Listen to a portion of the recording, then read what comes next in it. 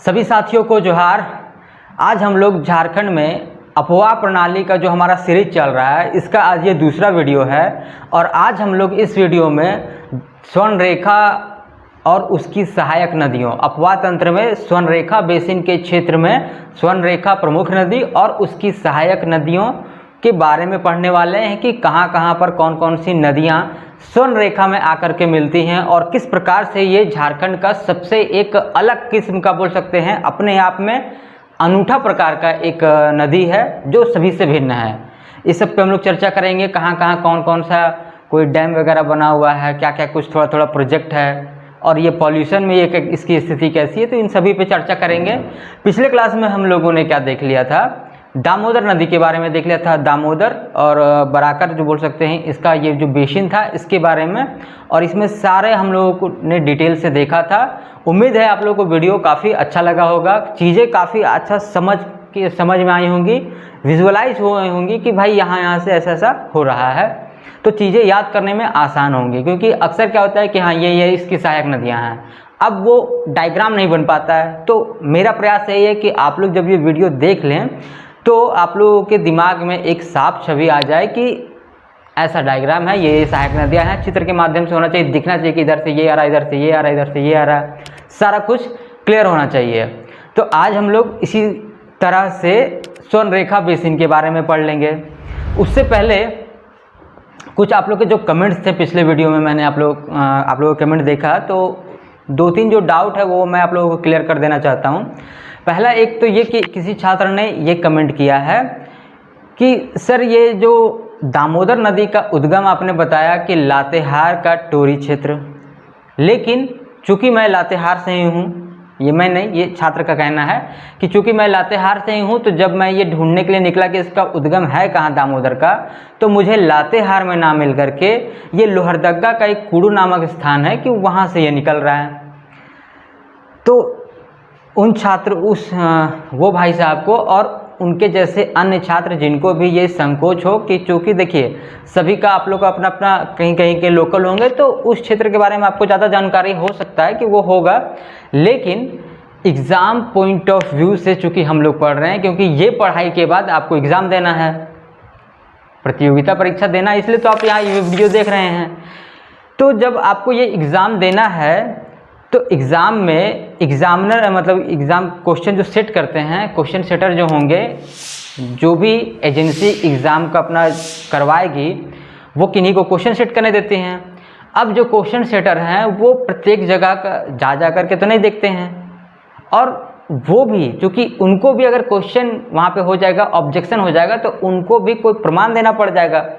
तो इसीलिए क्वेश्चन वे लोग ऐसा ये बनाते हैं और उसका आंसर वही लेते हैं जिसकी ऑथेंटिसिटी ज़्यादा हो, मतलब ऑथेंटिक हो, वो ऑथेंटिक न्यूज़ किताबों में हो, ऑथेंटिक डेटा में हो, सरकारी आंकड़े में हो, तो उन्हीं डेटाओं को वो बेस मान करके क्वेश्चन सेट करते हैं और उसी के आधार पर उसका आंसर की बनता है। तो आप बेफिक्र होकर के वीडियो देखिए, और जो वीडियो में बनाया जा रहा है मैं इसे बिल्कुल जांच परख करके ही आप लोगों को ये डेटा देता हूँ कि हाँ भाई ये ऐसा ऐसा है। इसमें ये हो सकता है कि नदी वाले में, जैसे एक भाई साहब का एक ये भी था कि सर ये नदी कतरी नदी जो आप लोगों को मैंने बताया था कि दामोदर की एक जो सहायक नदी है कतरी नदी, तो वो बोकारो लास्ट में मैंने बताया था कि वहाँ पर आकर के मिलती है, चंद्रपुरा के आगे में। तो वो भाई साहब चूँकि वहाँ धनबाद के लोकल हैं, तो वो बोल रहे हैं कि सर ये इस पर ऐसा नहीं है, ये धनबाद में आकर के मिलता है, धनबाद मतलब घुस जाता है उसके बाद ये दामोदर में मिलता है। तो ठीक है, ये हो सकता है आगे पीछे थोड़ा बहुत, क्योंकि एग्जैक्ट कहीं पे भी जब तक आप वहाँ पे प्रत्यक्ष रूप से नहीं जाते हैं तो उतना समझ में नहीं आता, क्योंकि जो छोटी छोटी नदियाँ उनके बारे में बहुत ज़्यादा विशेष लिखा भी नहीं गया है। तो ये बहुत ज़्यादा प्रयास करके मैं ढूंढ के आप लोगों को एक साफ छवि के तौर पर कि दे रहा हूँ कि हाँ भाई ऐसा ऐसा एक डायग्राम है, आप इसे याद कर लीजिए, परीक्षा में उपयोगी होगा, बहुत ही सहायता करेगा। तो ये थोड़ा बहुत हो सकता है कि यहाँ पर ना मिले, यहाँ पे मिले, लेकिन ऐसा नहीं है कि आपको डेटा गलत मिल जाएगा, डेटा गलत बिल्कुल नहीं मिलेगा। जो भी डेटा आपको बताए जा रहे हैं वो बिल्कुल ऑथेंटिक होंगे, तभी ये वीडियो में बताया जा रहा है। ऑथेंटिसिटी ही हमारा प्रमाण है, आप लोग जानते हैं कि भाई ऑथेंटिसिटी हमारा रहता है, चाहे वो न्यूज़ हो, चाहे कोई भी डेटा हो, हम लोग अपने स्तर से बिल्कुल संतुष्ट हो जाते हैं तो ही वो आप लोगों को वो बताया जाता है।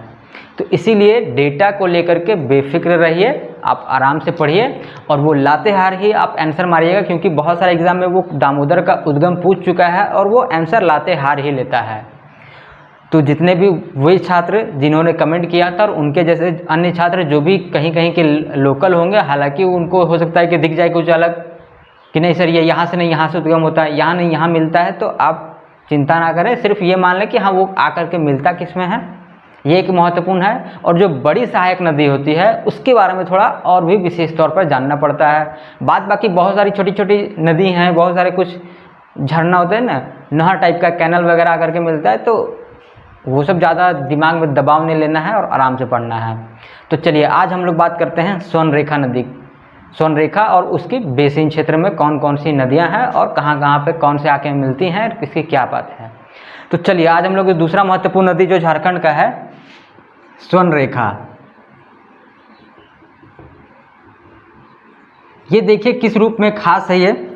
तो स्वर्णरेखा जो नदी है, इसके नाम से आप लोग देख रहे हैं स्वर्णरेखा,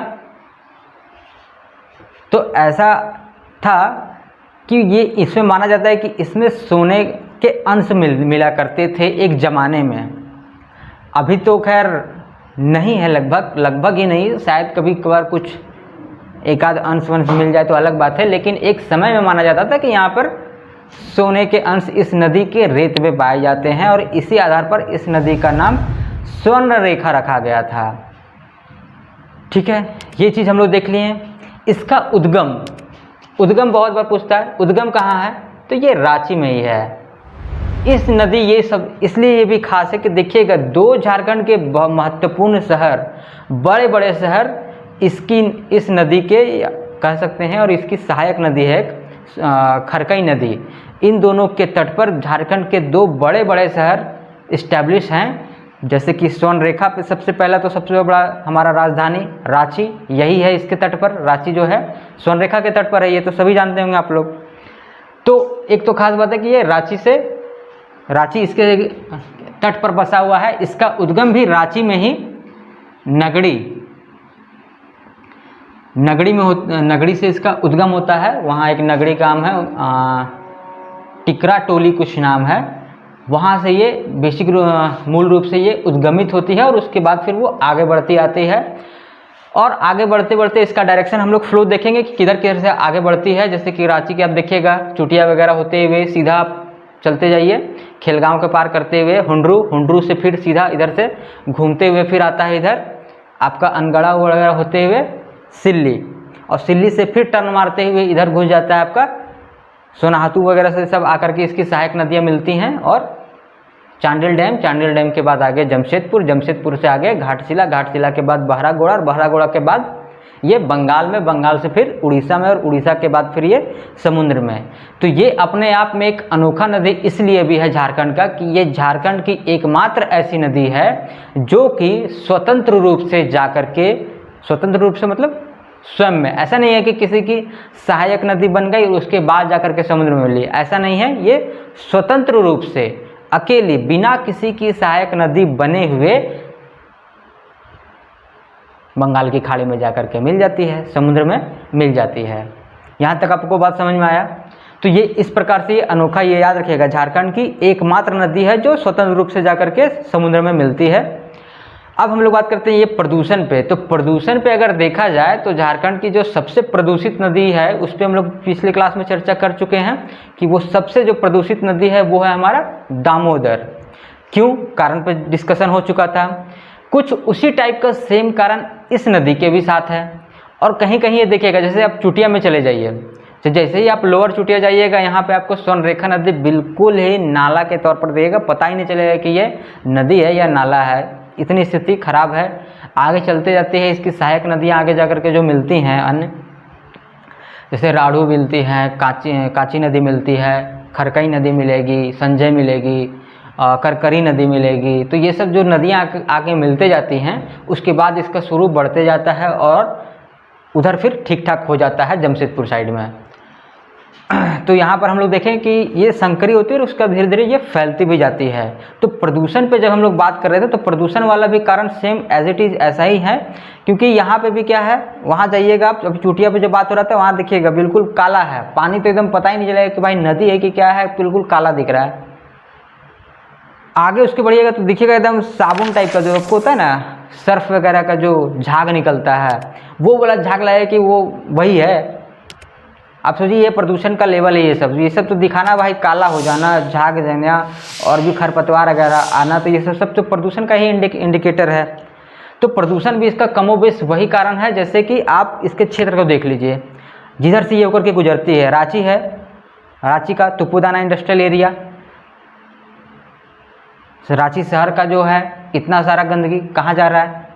उसके बाद जब आगे बढ़िएगा फिर इधर आ जाइए मुरी में भी एक आपका जान रहे हैं बहुत बड़ा प्लांट है हिंडाल्को। उसके बाद आप आइए आगे सरायकेला आदित्यपुर में आ जाइए, तो आदित्यपुर तो वही खरकई के पास, आदित्यपुर के पास खरकई नदी आकर के, मतलब आदित्यपुर से ही आगे ही है एक दुमहानी बोलते हैं, वहाँ के जगह का नाम है दुमहानी ब्रिज है, तो वहाँ पर आकर के खरकई नदी आपकी स्वर्णरेखा में मिल जाती है। और आदित्यपुर शहर आप जान रहे हैं, आदित्यपुर इंडस्ट्रियल एरिया, ये जो कि अभी नगर निगम भी है, नगर निगम, तो वहाँ पर आकर के ये मिलती है। तो सारा प्रदूषण जमशेदपुर, टाटा स्टील, उसके बाद यहाँ पे खान भी खूब सारा है, लौह खान, यूरेनियम खान और भी बहुत सारे धातु के खान हैं। तो ये सब जो जितने खान हैं, जैसे कोयला के कारण दामोदर नदी का जो बुरा हाल था, वही हाल यहाँ पे यूरेनियम, लौह अयस्क धातु वगैरह जो है, ये सब के कारण स्वर्णरेखा नदी का ये भी प्रदूषण में उससे कम नहीं है। लेकिन कहा जाता है सबसे प्रदूषित नदी दामोदर सेकंड नंबर में, ये भाई साहब आ जाए, मतलब ये नदी आ जाएगा स्वर्णरेखा। तो प्रदूषण भी यहाँ पर बहुत है, प्रदूषित नदी भी है। और यहाँ पे हम लोग इतने सारे बात कर लिए हैं। ये भी क्या है, झारखंड की एक बरसाती नदी है। बरसाती मतलब समझ चुके हैं ये पिछले क्लास में ही, बारहमासी नदी नहीं है। झारखंड की कमोबेश सभी नदियाँ बरसाती नदी ही हैं, सिर्फ एक नदी है जिसमें कि वो बारहमासी नदी में इसको काउंट किया जाता है। तो चलिए वो जब आएगा उस पर चर्चा भी कर लेंगे। तो स्वर्णरेखा नदी के बारे में आज हम लोग समझें। इसके बाद आगे देखिए इसकी सहायक नदियों में जैसे कुछ है महत्वपूर्ण बात, तो उसको देख लेते हैं। सहायक नदी में इसका तो है एक राढ़ू, एक है कांची, खरकई, ठीक है, एक है करकरी नदी भी है, करकरी, बाकी संजय वगैरह भी है। तो ये सब में कुछ बताने लायक है, इसलिए इसको लिख दिया जा रहा है। बाकी तो जुमार भी है, आपका हरमू नदी भी है, देख सकते हैं। हरमू नदी जो रांची में रहते हैं वो जाकर देख सकते हैं कि हरमू नदी का क्या हाल है, नदी ना छोड़ करके वो नाला बन गया है।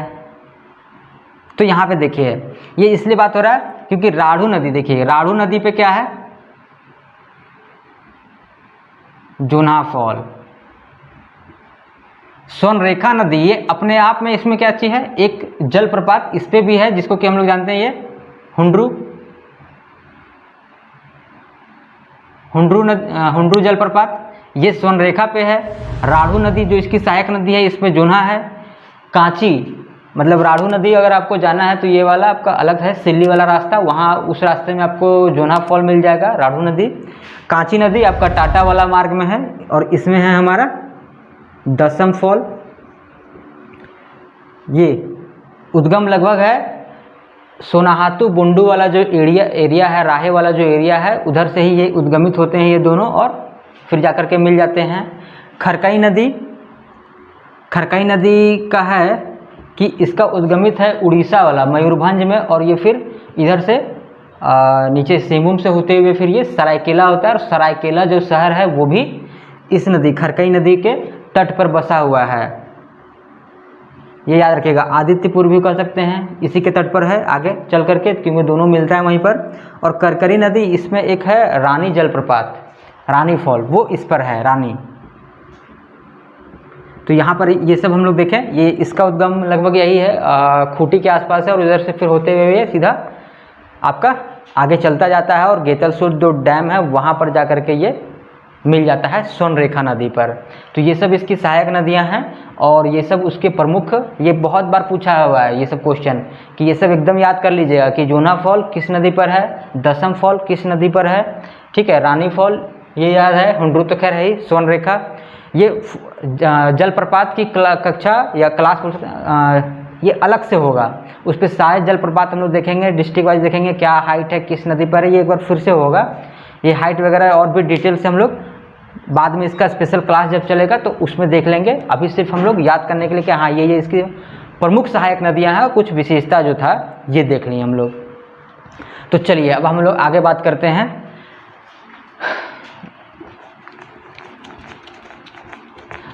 अब फिर से हम लोग पहले इसका मैप बनाते हैं और उसके बाद फिर हम लोग आगे बात करते हैं इस पर। ये बेसिकली 3 जिला से ही गुजरता है। एक तो हो गया रांची, रांची के बाद सीधा आ जाइए आप सरायकेला खरसावां, क्योंकि उधर सिल्ली वगैरह होते हुए डायरेक्ट पंचपरगना से उधर घुस जाता है मोरवान वाला क्षेत्र। आप लोगों को धरातलीय स्वरूप में मोरवान वाला जो आप लोगों को बताया गया मोरवान के बारे में, वही सिल्ली वाला क्षेत्र, सिल्ली और क्या बोल सकते हैं बगल में क्या है, मुरी, हाँ सिल्ली और मुरी वाला, तो वहाँ तक। तो क्या बात हो रहा था, तो हाँ यहाँ से फिर ये घुस के आ जाता है सरायकेला खरसावां में, और उसके बाद फिर ये चला जाता है पूर्वी सिंहभूम में, और पूर्वी सिंहभूम से फिर ये डायरेक्ट बंगाल, बंगाल से उड़ीसा, और उसके बाद बंगाल की खाड़ी। तो यहाँ तक क्लियर है। तो चलिए अब मैप पहले बना लेते हैं, उसके बाद मिलते हैं। तो चलिए ये हमारा बन गया डायग्राम, एक रफ सा मैप। रांची, सरायकेला खरसावां और ये पूर्वी सिंहभूम। इधर आपका हो गया पश्चिमी सिंहभूम, इधर थोड़ा सा बीच में आपका खूंटी। ठीक है। अब हम लोग चलिए इस पे बात करते हैं। तो यहाँ से देखिए लगभग अप्रॉक्स समझिए, यहाँ से नगड़ी जो है यहाँ से ये उद्गमित होती है, और यहाँ से आने के बाद ये नदी पहले इधर ऐसे इधर जाती है, सीधे बढ़ती है, जिसकी बढ़ने के क्रम में दिखेगा यहीं यहीं पर आपका 2 नदी, एक तो पहले आपका डोरंडा हरमू नदी, डोरंडा में जो है हरमू, ये नदी आकर के मिल जाती है। ये नदी अब नदी ना होकर के एक नाला बन के रह गया है, ये आप लोग देख सकते हैं जो भी रांची में रहे होंगे। इसके बाद आगे आकर के मिलता है एक जुमार नदी। जुमार, जैसे ही आप यहाँ से आगे बढ़िएगा डुमरदग्गा के आगे है ये आपका जुमार नदी, उस नदी को ही बोला जाता है। ये भी एक सहायक नदी है स्वर्णरेखा, ये भी आकर के मिलता है, और आगे जाकर के फिर इधर में है आपका रुक्का गेतलसूद डैम, यहाँ पे बना हुआ है वही डैम जहाँ के जो कि अभी तक क्या है, ये हाइड्रो पावर प्लांट है, और इसके बाद अभी इस पर floating solar power plant establish करने की भी परियोजना है झारखंड सरकार की। अब देखिए ये कब तक हो पाता है। तो यहाँ पर है गेतलसूद डैम, गेतलसूद वही रुक्का के पास में है रुक्का डैम। और इसके बाद फिर आगे आप बढ़िएगा तो इधर से आइएगा, जैसे यहाँ पर तो बस रामगढ़, इधर रामगढ़ पहुँचने से पहले ही आप लोग जानते होंगे यहाँ पर है हुंड्रू फॉल, हुंड्रू, और हुंड्रू के बाद फिर ये वहाँ से ऐसे मुड़ जाती है, और उसके बाद फिर से वापस ये इसी डायरेक्शन में आती है। मैप थोड़ा सा इधर बन गया, इधर होना चाहिए था ऐसा, और यहाँ आने के बाद फिर से नदी ये ऐसे मुड़ जाती है, और फिर ये मुड़ते मुड़ते इधर से ऐसे, इधर में क्या होगा, इधर से देखिएगा यहाँ गेतलसूद इधर लिख देते हैं, यहाँ हुंड्रू। इसके बाद फिर जब ये नदी इधर से मुड़ती है तब इधर से आकर के एक नदी मिलती है राढ़ू, एक सहायक नदी। ये वही है सोनाहातू, बुंडू तमाड़ और राहे, ये वाले क्षेत्र में ही ये दोनों का उद्गम होता है। एक राढ़ू नदी का जिसपे कि क्या है जोन्हा फॉल, जिसको कि गौतम घाघ जलप्रपात भी बोला जाता है, या फिर और इसी के आगे थोड़ा सा है एक सीता फॉल भी है, वहाँ पर सीता जलप्रपात यहीं पे बगल में ही है जोन्हा फॉल के पे ही। इसके बाद एक इधर से एक और है जो कि यहाँ पर आपका समझिए ये सिल्ली क्षेत्र है, सिल्ली मुरी, और यही मुरी में आकर के कांची नदी, और राढ़ू से थोड़ा पहले और कांची नदी फिर ये दोनों आकर के वहाँ पर मिल जाती हैं। इसके बाद यहाँ से फिर ये घुसती है सरायकेला खरसावां डिस्ट्रिक्ट में। तो जैसे ही घुसती है यहाँ पर देखिएगा सबसे पहले है यहाँ पर आपका ये चांडिल डैम, चांडिल डैम के बाद ये आगे इसी तरह बढ़ती है। तो आगे बढ़ने के क्रम में एक नदी इधर से आकर के मिलती है, जो खूंटी तरफ से बात हुआ था ये यहीं पर, इसको बोलते हैं करकरी। यहाँ करकरी नदी के बाद एक नदी ये जैसे यहाँ से आगे बढ़ती है एक इधर से आकर के नदी मिलती है, इसको बोलते हैं बमनी नदी। ये भी सहायक नदी में आता है, बमनी नदी। तो अभी तक आप देख लीजिएगा, एक तो हो गया आपका ये सोनरेखा के बाद सहायक में सबसे पहले आपका हरमू नदी, जुमार, इसके बाद इधर राढ़ू, कांची के बाद इधर एक करकरी नदी, एक बमनी नदी। इतना हो चुका है। एक नदी जो इसकी प्रमुख जो सहायक नदी कहलाती है खरकई नदी, वो वही उड़ीसा से होते हुए इधर से होते हुए ऐसे होकर के जाती है। यहाँ पे सरायकेला है, सरायकेला शहर, सरायकेला डिस्ट्रिक्ट जो है उसका हेडक्वार्टर है सरायकेला शहर। वहाँ से होकर के ये गुजरती हुई आगे बढ़ती है और यहाँ पर इधर में आदित्यपुर इसी पे पड़ता है, सरायकेला खरसावां में ही पड़ता है। लेकिन जब जमशेदपुर जाइएगा तो अलग अलग पता नहीं चल पाएगा कि कहाँ सरायकेला ख़त्म हुआ, कहाँ से पूर्वी सिंहभूम स्टार्ट हो गया या जमशेदपुर स्टार्ट हो गया। ये दोनों, चूँकि अब ये भी आदित्यपुर भी बहुत बड़ा औद्योगिक क्षेत्र है हमारा ये, तो ये दोनों एक बहुत बड़े शहर के रूप में विकसित हो चुके हैं। तो यहाँ पर ये आकर के मिल जाती है स्वर्णरेखा पे, जहाँ की बात हुआ था अभी दुमाहानी के पास। वैसे याद रखने की ज़रूरत नहीं है कि कहाँ पे मिलता है, तो यहाँ पे आकर के ये मिल जाती है। लेकिन यहाँ से मिलने से पूर्व, जैसे कि मान लीजिए ये सरायकेला हेडक्वार्टर है, तो यहाँ से ये जैसे पार करता है तब तक इधर से एक नदी जो कि सारंडा से उद्गमित होते हुए आती है, ये संजय नदी, वो आकर के खरकई नदी में यहाँ पर मिल जाती है सरायकेला से आगे, स्वर्णरेखा से मिलने से पहले। तो संजय मिल जाता है खरकई नदी पे, खरकई,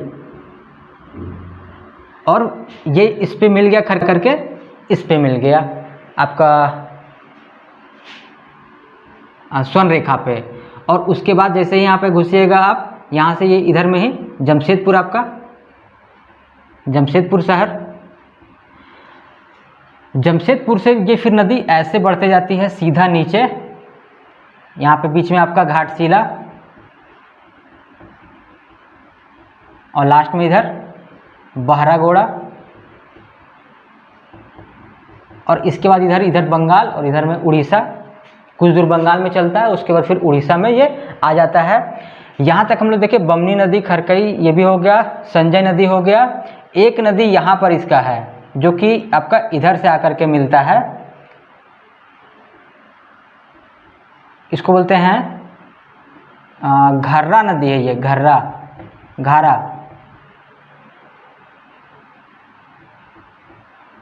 नदी है ये। और एक और इधर से आकर के मिलता है इसको, ये है रोरो नदी,